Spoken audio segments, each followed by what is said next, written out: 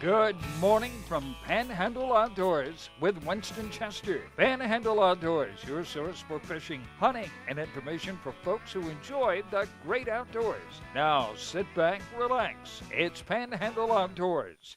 Good morning, folks. Welcome to Panhandle Outdoors. I'm Winston Chester. Glad you're here this morning. Got a great show lined up. Get started out of weather brought to us by Haney Technical Center at the corner of Baldwin Road and Highway 77. High today only going to be 86. Low tonight 78, and water temperature stays at 83 degrees. Now we've got about a 50% chance of rain. We've got a little cool weather coming in. It's not going to be quite as humid as it has been, but it's going to be some thunderstorms now. So be careful of those. Make sure you know where you are and where to get to safety when they come up. Okay. Take a look at our river readings. Right here at Apalachicola at Bluntstown, the river is right. I've seen some good catches coming off the river. It is reading 2.1 this morning, and it's going to stay around 2 foot all week long. I have people tell me they like the river at 5 foot, they like it at 3 foot and 2 foot. Well, we got it at 2 foot right now. The Choctawhatchee at Caryville, it sort of bounced up and now it's leveled off. It's reading this morning got a 4.8, but now Tuesday this afternoon is going to start going down a little bit, and it's going to be get on down to about 3 foot by the end of the week. Okay. Our tide brought to us by Kent Forest Lawn Funeral Home and Cemetery. Looking on the screen there, today is July the 15th. On Tuesday, still got good strong tides. Have a high tide at 12:10 p.m. and a low tide at 9:30 tonight. We've got a 1.8 foot range on it. Got one more day of good tides, and the next 3 days going to be some neap tides. So take advantage of these good tides today and tomorrow if you can. All right, now I always like to call Seaquarters Marina and get a good report from what's going on out there. One of our big sponsors, and always they've got a big kids tournament coming up. And I got on the phone here, I've got Chuck. Good morning, Chuck. Morning, Winston. Glad to hear from you. Well, it's great to have you on the phone today. Just tell us what's been going on out there recently. What kind of fish y'all been catching? Well, this past weekend, the inshore bite is still on. We're catching lots of sea trout and redfish. The pompano seem to have left this area. And the scallopers are still doing well down around Lanark Reef. Mm-hmm. Offshore, the gag grouper and the red grouper are pretty hungry. The kingfish are on fire. Everybody's catching kingfish. So if you need to catch a big old king for some smoking, this is the time to do it. Well, okay. Listen, what size kings are y'all catching down there? We've seen some 35s and some 37s. No really big kings yet, and I think that people that are catching the big ones are keeping their mouth shut since we have our kingfish shootout coming up in August. Well, yeah, we're going to try to save those big ones for that weekend. I hear you. Okay, and then we got this coming Saturday. On Friday night, we have the kids' little fishing clinic and tournament. Tell us a little bit about it. Well, the Seaquarters sponsors a youth tournament every year, along with a lot of sponsors here in Caryville and Tallahassee. It's for the children, and it's basically the biggest. 3 fish will be awarded trophies, and there are 9 different categories. The captain's meeting is at 6 o'clock Friday night. They need to be here. They need to register here if they're not already registered. And then weigh-in is at 4 o'clock on Saturday. There'll be hot dogs and chips and cold sodas for the kids. So it's always a big turnout. We usually have about 150 kids here. Wow. Well, that sounds really good. I know y'all excited about it. And we all, as outdoorsmen, we appreciate y'all taking on that endeavor. All right, Winston. All right. Thank you, Chuck. Thank you, Winston. You have a good day. All right, buddy. Appreciate it. Down at Seaquarters Marina, Chuck down there. Miller's coming in a little bit later, and we're going to try to get down there and video some of that weigh-in. That'll be a lot of fun. All right, let's go ahead and take our break. The marine forecast now is going to be coming out of the west-southwest at 10 to 20 today, so be aware of that. All right, take our break, and we'll be right back.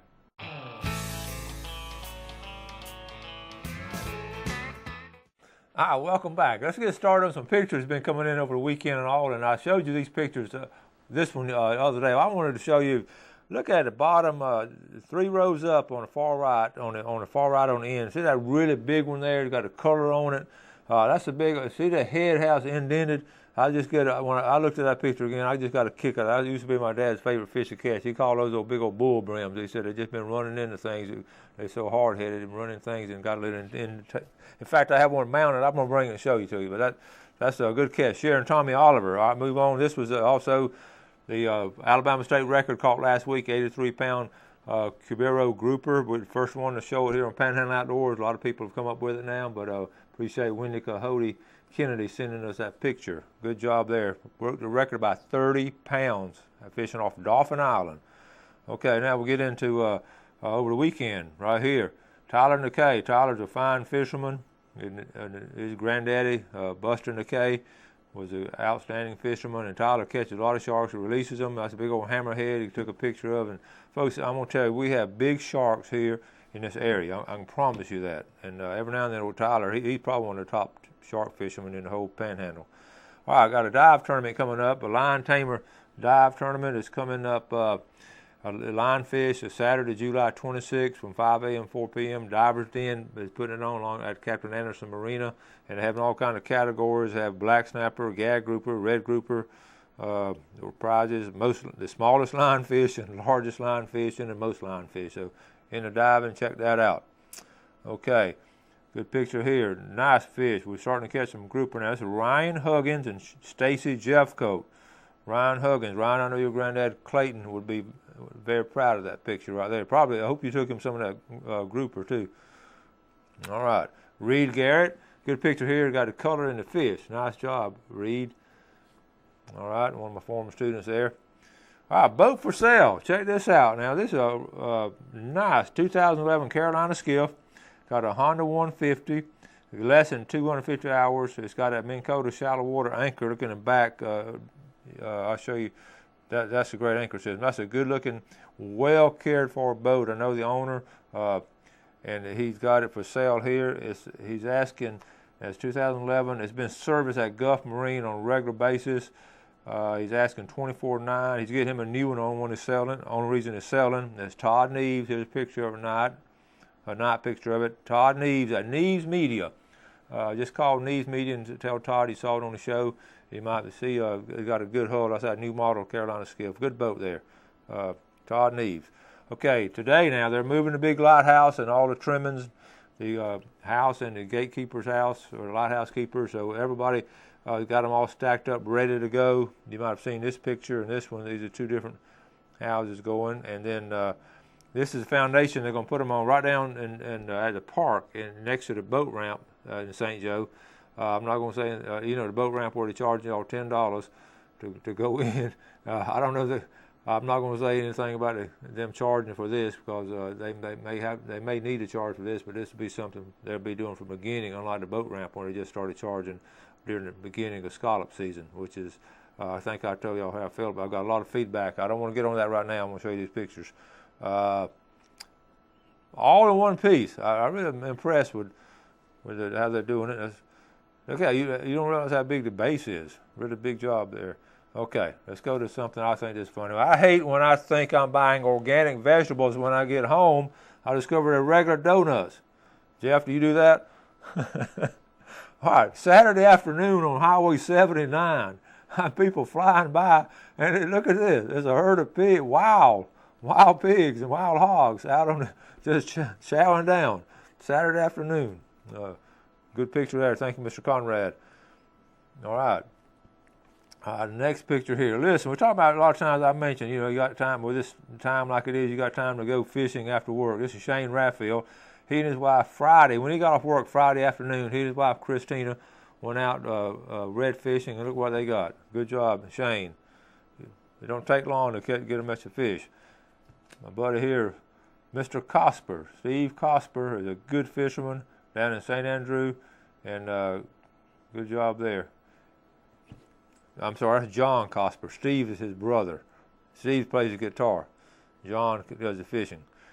I've had her on before. This is a little Melissa Diana Buckwalter. I'm telling you, she is a fine. This is about the fourth time I've had her on the last 2 months.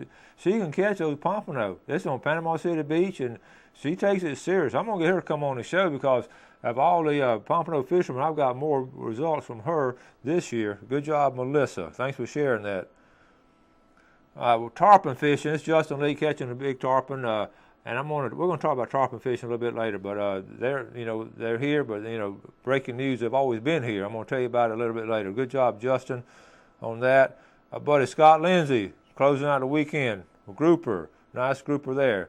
Last weekend of snapper season, Scott got him at grouper and snapper on the same trip. Good job, Scott. Okay, now we've got some of these hearings coming up on red snapper. You see from here at Panama City, July 30th at the Holly Center. That's about 2 weeks from tomorrow, July 30th, and then also down at Carabel the next night. FWC is putting this on, and basically what they're trying to do, you can see here on their memo, they just want to get feedback from the public on how you think we can help improve our management of the red snapper. All right, and here's some scallops. I'm going to talk about this later on, but we got the results from the scallop. Okay, let's go ahead and take our break, and we'll be right back.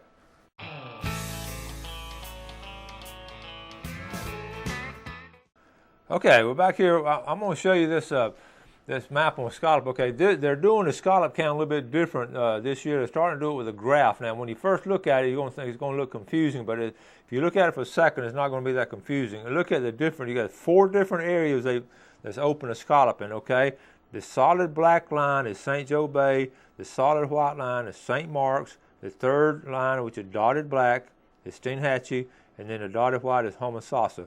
But first, let's look at St. Mark's. Okay, look at the year.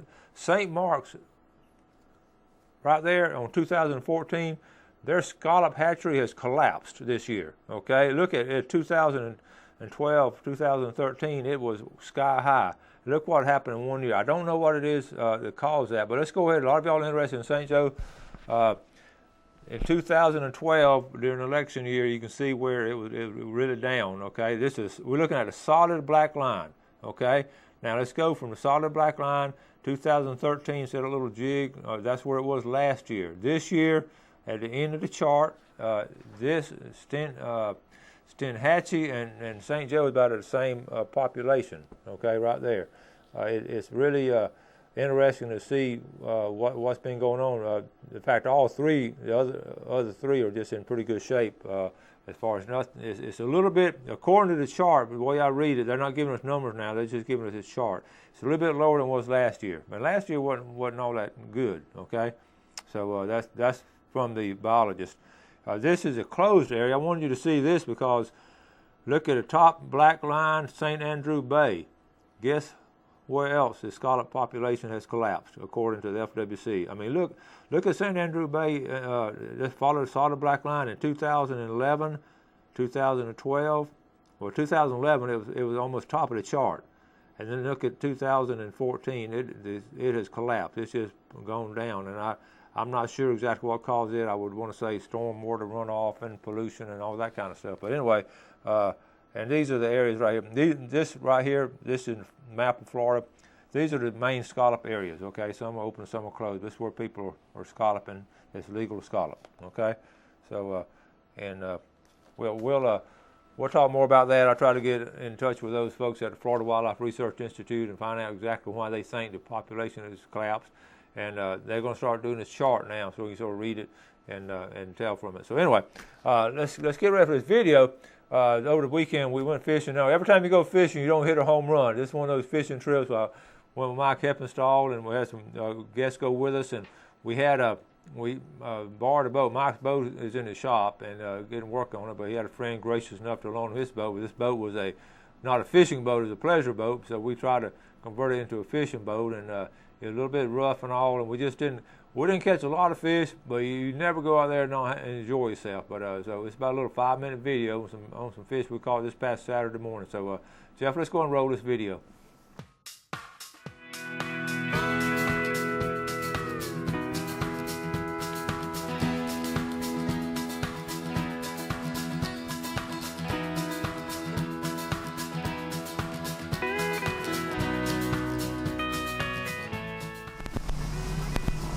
Sunrise, captain today.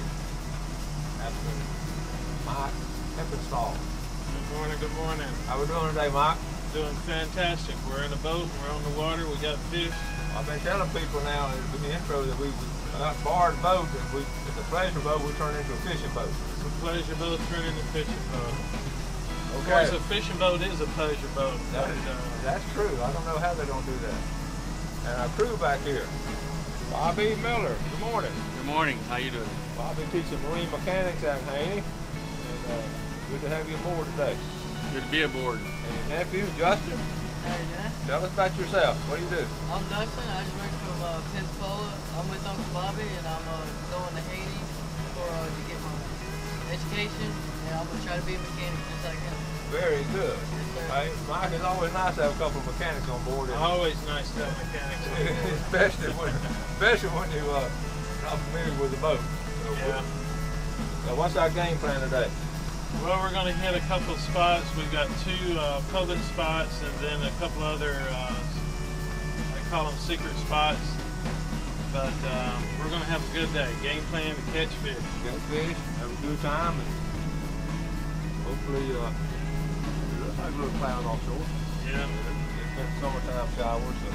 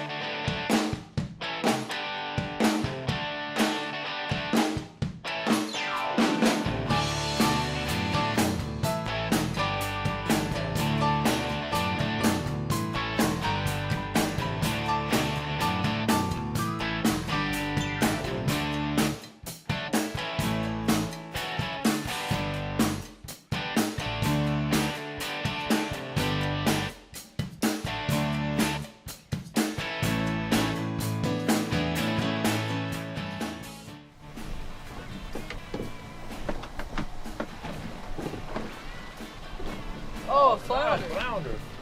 We can keep those, can't Yes, sir. Good eating.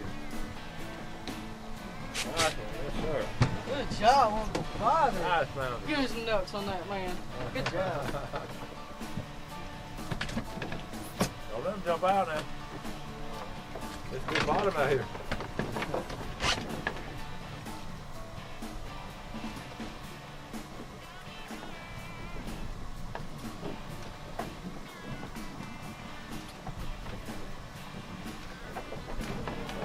All right. Very nice.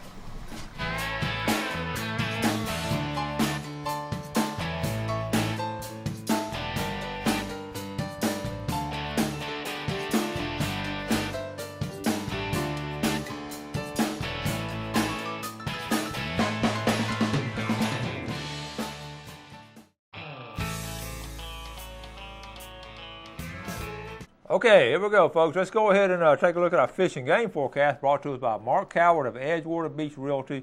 Give Mark a call by time. You look on the times right here, 3:27 this morning, which we already passed that, and most of y'all are missed out, including myself. But this afternoon at 3:54 to 5:54. That's two good times right there. Now listen, we talked about this afternoon fishing. You just saw that picture of Shane Ratfield. They went after work Friday afternoon and caught those two nice redfish. And the tides, we still got some good strong tides today and tomorrow. The river's in great shape. And a lot of times I get all kind of pictures y'all send. I'm very appreciative to share these pictures. And a lot of times y'all send them into my email or put them on my Facebook and all. And anyway, I don't get a lot of pictures of y'all cooking them, but I did get this picture in last night. This is Melissa Diana Buckhalter catching those catching whiting on the right, okay, 3 nice whiting and 2 nice pompano. She caught Sunday, and this is how she cooked them up. A great way to cook them, and Melissa, I didn't get a phone call from you, so I guess you had enough people to help you eat them and all. But anyway, cooking fish are just, all kind of ways to cook them. That's a good, healthy way too, and I love cooking pompano that way. I'd rather cook pompano like that than that way on the grill than fried pompano. Of course, I love the grouper and all cooked the same way, and I also love the brim fried up, and catfish fried up. So I like it all kind of ways. And so if you have some secret ways or different ways you like to prepare your food, your game and fish, send it to us and share it with us, and we'll tell the other folks about it too. One of the big things is as an outdoorsman, I always believe in, and I just again learned this at a young age. If you take something from the outdoors, then you're going to use it for yourself or family. You're not going to just kill something just for the sake of killing, or just catch it and destroy it. So that's just part of our principle as an outdoorsman, as a responsible outdoorsman. I know almost all of y'all do that, and it's great to see. Even these guys now, these young guys that are catching sharks and all, they're catching them, looking at them, taking a picture, and releasing them. They're not in the old days. They were just catching them and throwing them up on the hill and all. But I feel good about what outdoorsmen here in Panhandle do as far as conservation, as far as taking care. We're some of the strongest environmentalists around because we take care of what we do. All right, got to wrap things up. The clock on the wall says it's time to get out of here.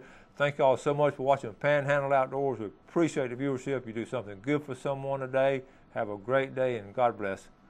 Thanks for joining us for Panhandle Outdoors with Winston Chester. Panhandle Outdoors features hunting, fishing, and other activities and information to help you enjoy the great outdoors. Join us next time for Panhandle Outdoors.